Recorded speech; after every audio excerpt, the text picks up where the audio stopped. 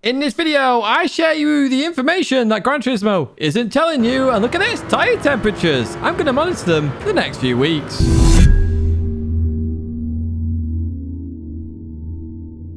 Hello everyone, and welcome to this video, which is all about the physics, because we have brand new physics in Gran Turismo 7. In fact, you're seeing some of those physics in the background right now, and they are absolutely hilarious. However, that is the funny side of the new physics, that it's not been properly tested in any stretch of the imagination. However, I do want to dig down a little bit more into the detail here in terms of what's actually changed. Some of the Group 3 cars now handle horrendously for some unknown reason. We don't have a Group 4 race this week, which is very bizarre in itself. And we do have very odd behaviour just in general. I've seen some clips of wet weather racing, for example, being all weird. I just want to have a look into it a bit more deeper. Now, we did also do the Manufacturer Series race recently. It was live streamed, for those interested. I do live stream on Saturdays. Some Saturdays I miss, but not all of them. And in that one Bolida came in and also talked about tyre temperatures. So we're also going to look at that as well in this video. A lot to uncover in this one. Let's jump into the video then, and let's start off with the first test. So, as you can hear, as you can see, we're going to be looking at the wet weather first of all. Now, I did see a Twitter post saying that you can now drive on slicks in the worst weather possible. So here we are at Stuka. I'm in an online lobby. Times on fuel and tyre wear. Literally what the car profiles normally work at, except to put literally time progression on ×1. We're going at wet tyres, and I'm just going to get a feel for it. Now, one thing I will say straight off the bat is wet tyres actually feel better in this new update. They really did. They don't feel as icy. They don't feel just as floaty. They actually feel like they're doing their job, which is really weird to say, if I'm brutally honest with you, because I know in the past I've literally just said it's like driving on ice. This doesn't feel like driving on ice. Now, I'm in the Porsche 911 RSR. Maybe it's to do with that car. I don't know, but it definitely feels better than it used to on the wet weather tyre. What was mentioned on Twitter is that you can drive on the dry tyre in these conditions. Now, I was very surprised to hear that, if I'm brutally honest with you. And obviously, we do need to try that out. And all I'm going to do here is just show you a lap on the wet tyre. Again, it's just jumping out there and going for it. And then we'll go on the intermediate and then the dry tyre. But we won't show full laps of those. We'll just compare the lap times. You can see here how I'm driving. I am being cautious. I am trying to take lines off the racing line. It's still very slippy on said racing line. You do have to be careful of oversteer. Even on the wet tyre there, as you can see, just coming out the hairpin. Now, we've got a few tests to do here at Suzuka as well in terms of testing these new physics. I won't be testing the rallying in terms of dirt driving, because it's not something I really do in the game. It's not what most people do in the game, if I'm brutally honest. It's just like an added extra that we have there, a bit like the moon racing that we had in GT6. So I'm not really going to emphasize and look at that in any more detail. The focus here is racing, what we do in race cars, and what the differences are in terms of the physics. And the good parts and the bad parts as well, because there are some bad parts, there are some good parts. The new physics, for me personally, suit my driving style very well. If you see me racing the new physics, I seem to be able to jump on and play even better. But I know a lot of you are struggling as well. We come through 130R there. You can see the wet weather tyres gripping very nicely here. It's definitely wet weather conditions as we approach the final chicane then. As we come into here, we've got the right and then the left. We're going to accelerate out of here as we're a bit cautious. We're going to head towards the line. No huge big moments there. The wet tyres doing fairly well. And we're going to finish on a 222.022. All the twos there. We finished on the wet lap. So we're going to go on intermediates now. We're just going to experience the pit exit first of all. No big dramas on pit exit here as we leave the pit. Same conditions. You can see that down in the bottom left-hand side, of course, with the wet indicator there, or how wet it is in terms of on circuit on the specific part. We get towards the end of lap 2 though, and you can see here we are struggling a little bit more, and our lap time is considerably slower, so 2:25.8. That's 3.8 seconds behind the wet weather time. So we're going to go out and dries. Now, if you've seen me before at Suzuka, on dries I normally spin out the pits. I don't spin out in this situation. I don't have traction control on one either. Literally, this is no traction control. So there's definitely more grip there on the dry tyres. There really is as we go into turn 1. But you can see here I am struggling a little bit more with understeer, and as we come through here then we're just going to spin the wheels there and we're going to go off the circuit. So let's restart that. Let's try it again. Maybe it was just a one-off. We're going to come into turn 1 here. Again, we're going to take a nice cautious approach. We know it's very slippy on exit, so we're just going to be careful as we continue on. So there's definitely been a change here in the wet weather physics. The wet tyres definitely grip more. The dry tyres are gripping in the torrential rain better, I would say, but should they be gripping? I'm not so sure, if I'm honest with you. They shouldn't have any tread on them. So in torrential rain like this, they should be just flying off the circuit. everybody's seen that Spa 24-hour race where everyone just flies off the circuit in GT3 cars. That's what should be happening here. But there we go. We spin off there as well. So they're not that grippy, if I'm honest with you. So I don't think it's that damaged, in my opinion. Now, one thing that you may not notice, and the reason I know this is because I store all the settings from previous patches, believe it or not, when I've tested the car, is the setups have changed on the cars. So on the old one, you can see there, we had different compression, different dampers. The frequency, natural frequency has changed. The toe angle has changed as well on the new one versus the old one. This is in the Porsche 911 RSR. You're probably going to go, Tidge, the tyres are different. Don't worry. That's nothing to do with this particular one. The literal differential's been changed as well. It's gone from 10-20-40 to 10-30-30. And the downforce has been dropped by 50 in terms of that rear downforce in the Porsche 911.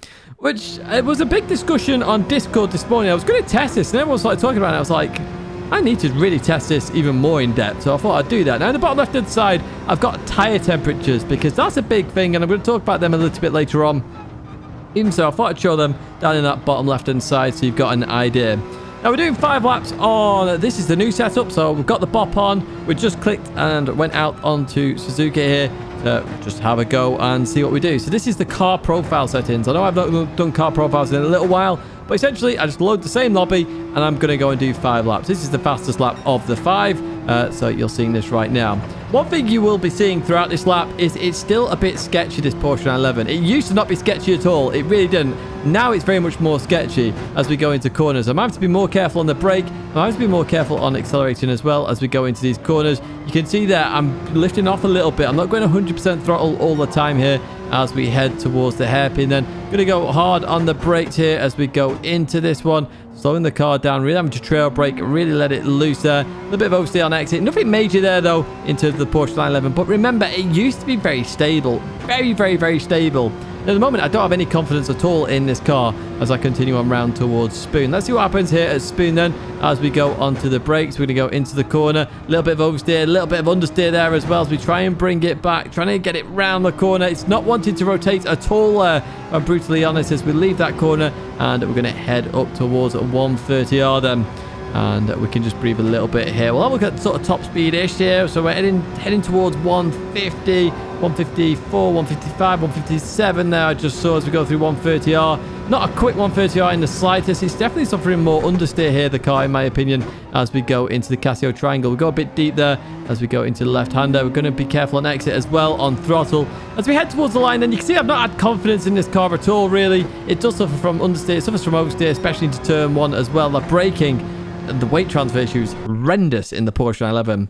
Now we go to the previous patch setup, but we've got the bop on, so you can see the ballast and the power restrictor is on there. That puts it to the exact same weight and power of the current bop, and I've made the adjustments there. You can see them all in blue, so the compression, expansion, and natural frequency, the toe angle, and the downforce, as well as the differential. They've all been changed there. They've all been changed now to match. So we're going to go, again, it's going to be lap number 5 here, and we've actually matched our first session times there, 59.7 twice. Okay, one thing I want you to take notice now of, as we go into corners, you know, I'm not suffering as much oversteer or lift off oversteer or braking oversteer either in this car. It's very much more stable. Look at the confidence on exit of some of these corners. I'm literally just driving it like the previous patch. Like the previous patch. I am not seeing or feeling any significant difference in the car. And this has me confused to some extent. What has actually changed? Have they just changed the settings of the cars and that's made them more bulky and weird, or what's going on? Now, I do have the settings for other cars, and I want to test this more here as we continue towards Tidgney 1. And going through Tidgney 1, I'm carrying more speed, I'm understeering less. Look at the confidence I have in this car now as I go through here. I'm just instantly on it. I'm carrying the speed now through the corner, and we're just pulling that time further and further forward. We're going to head in towards the hairpin. Look how late we break into this corner. The brakes are working stupendously well. I mean, I don't use that word very often, but stupendously well. Look at the acceleration out the corner. We are massively up now on our previous time, and it's all to do with confidence and the stability of the car. Using the old setup, it's much more stable, and this has me so confused right now. It really does. Why have they made the Porsche worse? Or why would you do that? I don't understand it. We suffer a bit of understeer here, but we bring it back very nicely. Well, I don't understand why you would make a car worse for no reason whatsoever. The Porsche used to be very strong. It used to be a very, very, very good beginner's car. Not so much anymore. It's actually horrendous to use right now. But I'm just baffled and confused. I really am. I'm going to head towards 130R then. Slight lift, chuck it in. Look at the speed there. Look at the difference in this car. It turns better. It brakes better. There's more grip there. Overall, this car feels and drives much better as a Group 3 car. And just as a race car in general, it feels so nice. Going to head towards the line then. Obviously, we had a 59.7 on the previous session. But look at this. A 159.3. It's a miles difference. Miles. I'm telling you now, it's insane. Now, I left the tyre temperatures on there for a reason. We're going to jump into a race now because I wanted to experience a race and just show you some of the problems Gran Turismo really probably should have fixed other than the physics, if I'm brutally honest with you, because the physics wasn't a big request on anybody's list to be fixed. I mean, I'm pretty sure I was enjoying it, to be honest with you. It was fine as it was. So we've had this big overhaul of apparent physics, but it feels like setups more than physics, change in Group 3. And literally, some cars are worse. Now, I've added tyre temperatures to here now. I am going to be focusing on that a little bit more as I go through races in the next few weeks because I want to see the difference.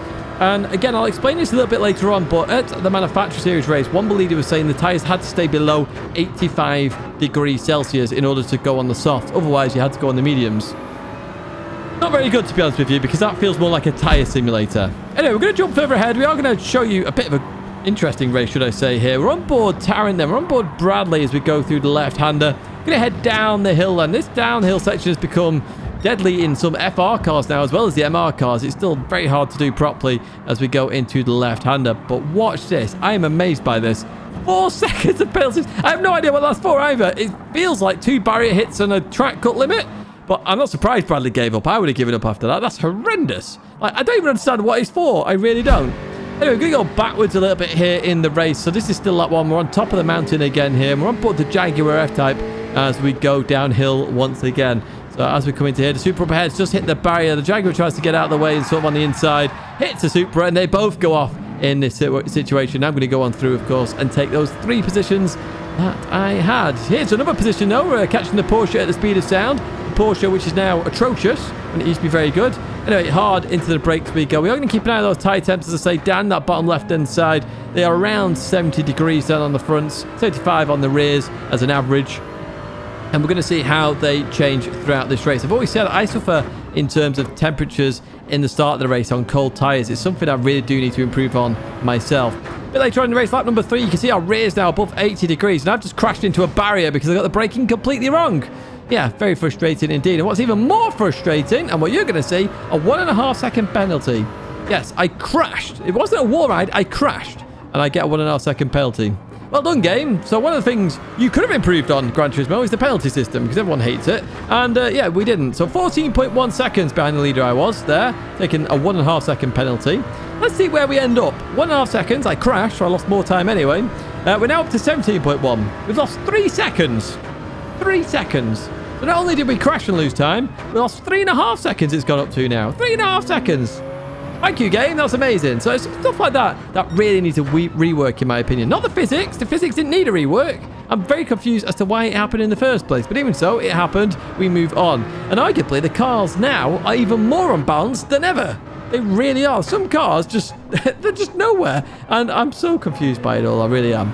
Anyway, we're behind Womble leader here. Check out Womble on YouTube. It does some strategies in terms of the daily races. And we're going to be behind Womble now as we head towards the chase. And you're going to see a difference here between the Genesis and the Supra. And this is where the Supra just annihilates everything on the straight. Look at this. It just keeps on going. We're getting towards 177. Oh, as we go through that, we've made the position finally here then, as we go in towards the chase. So literally, temperatures on the rear staying above 80 degrees. Front left there struggling a little bit on 75, but it is a anti-clockwise circuit, so you expect the front left to be cooler in temps as we see somebody go in the pits there. In fact, a few people are. Lap number 5, of course it is. I did the merge. I didn't even recognize the merge myself. So people coming in on the halfway mark because it's better to change tires, in my opinion, in this race. But we stayed out there because I wanted to jump somebody that was ahead of me at the time. So hopefully gain a position and then I can change tires. Hey, we're going to head down the mountain. I want you to pay attention to what is the leader up ahead. They came out the pits just before. As we go to the left, they get the dipper all sorts of wrong and crash as we continue on through here. But you're not going to believe what I get. I get a track limit penalty. 1 second track limit penalty for this. I nailed it to perfection. Again, the penalty system is atrocious. Look at it.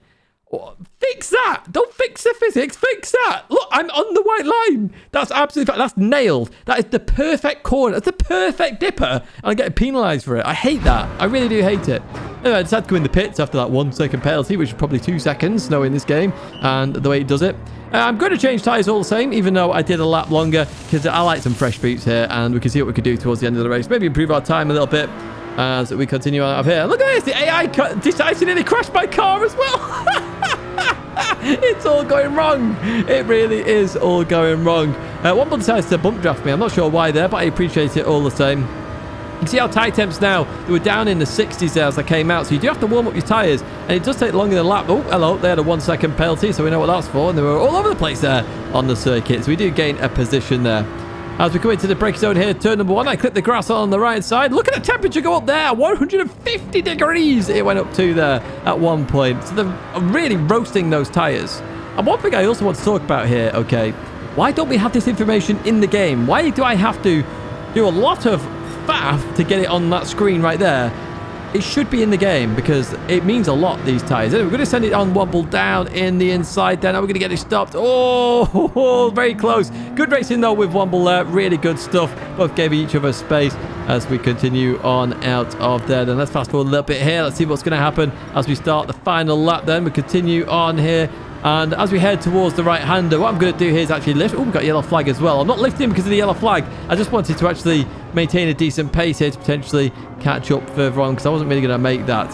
So we continue on through there. Actually, let's have a look at the accident then. So we're on board Wet Max then. Fuser's on the inside as we go into this right-hander. The old nose cut there. Wet Max makes a small mistake. Thought they were ahead. Not quite. I reckon they were ahead on their screen, though, because I was very close. But unfortunately, they get tapped round. Not Fuser's fault there either, in my opinion. So let's continue on with the racing. Wet Max just losing out. So we're going to head towards the final lap, the final run here on the back straight. We're alongside one more going to be, but look at this. We have a slow car up ahead. I have to lift a little bit here because otherwise I feel like I'm going to run into the back of Naked Ape as we get towards the left-hander. Womble keeps the position really well defended there. Let's see what we can do towards the end of this race and as we go towards the final corner. What's going to happen here? You can see the tyre temps down in the bottom left again there. And you get an idea of that. That information is definitely needed there for the players, in my opinion. It really is. Even better representation than what I've got there because, I mean, that's just numbers. But even so, we finished the race there. Not one of my best races, but it shows the problems with this game at the moment. The penalty system is horrendous, yet the physics are being changed. You know, we've got collision penalties happening where, you know, they shouldn't be happening. We've got wall riding happening in other parts of the game that really needs to be fixed. It's very, very bizarre to me, and we seem to have different track limits at different circuits. Like, high-speed ring, you can go above the white line, but at Bathurst, apparently you can't. What's that all about? Now, I've just gone to the Manufacturer Series race here because I wanted to talk about this a little bit more. This was at our top list recently. It was 10 laps. And Womble, as I say, came into the stream and said that you need to keep the tyres below 85 if you want to run on the soft tyres. Which was interesting to me because I have no idea what the temperatures are. I mean, that tonight took me an hour to set up so you could see it on screen. But even so, how do I know that information? I don't. And when I did the race, it started to become a tyre race rather than an actual racing game. You know, I like to race cars. I don't like to just manage tyres the entire race. And I did my Dear Gran Turismo video ages ago because all it was managing tyres rather than racing. And I'm here to race. Even so, let's jump into the end of the race then, and let's actually have a look at the tyres because this is the big story from this as well. So check out this then. So nobody's done a pit stop in terms of this race, okay? This is literally what we're dealing with right now. So Calster in the BRZ. See, very good tyres here, okay? And was on the racing soft tyres as well. We go to the Mazda RX Vision, where Jack has had a hard race, but still did the racing soft and managed to survive until the end there. But look at the difference between the two. That's insane, okay? And that's racing soft tyres. Not everybody in this race was on racing soft tyres. Let's go further back then. Another racing soft there for the NSX. Another one for that NSX. Then we get to the racing medium tyres, where anybody on a racing mediums is going to struggle to race against the racing softs if they can make it to the end. I mean, Calster dominated this race. Look at the difference in tyres. Calster's tyres are only just less than somebody on the mediums there in Hazzetti. Hazzetti's a world champion, you know. He's not slow, and he's very good on tyres. He has to be because, you know, world champion and all that. It does seem insane to me, it really does, that tyre temperatures, if they are having such an impact, we don't have that information. I say, that's nuts to me. That's absolutely nuts. We've got big tyre discrepancies between cars in Group 3. I've not even looked at any of our classes. I've only looked at Group 3 because both daily races this week are Group 3. I'm not sure if that tells us there are significant issues in other classes. I don't know. We know there's a significant issue with the PP system because if the system can't calculate your PP, what you're seeing in the background right now happens where cars go to Narnia and to space and, you know, just tell Elon Musk you don't need a rocket. You can just get a VW Samba bus, change the suspension slightly, and they can go flying. Who knew? But yeah, there's significant issues there in terms of the PP system. Back to the cars, though, we've got significant issues in the fact that cars have been made worse for reasons completely unknown. That Porsche 911 one baffles me, but I guarantee other cars have been changed the same way in terms of downforce changes, suspension changes. Yes, I know weight transfer has changed slightly, but the fact that the Porsche on the old setup with the new BOP feels fantastic, but the Porsche on the current setup on the new BOP feels horrendous. It doesn't make sense to me. It really doesn't. It really doesn't make sense. It seems that the physics change, or whatever has changed, has just broken this game completely. And I do call into question a little bit, where was the testing? Where has the testing been? Because it seems a bit mental to me. Even so, I will say this.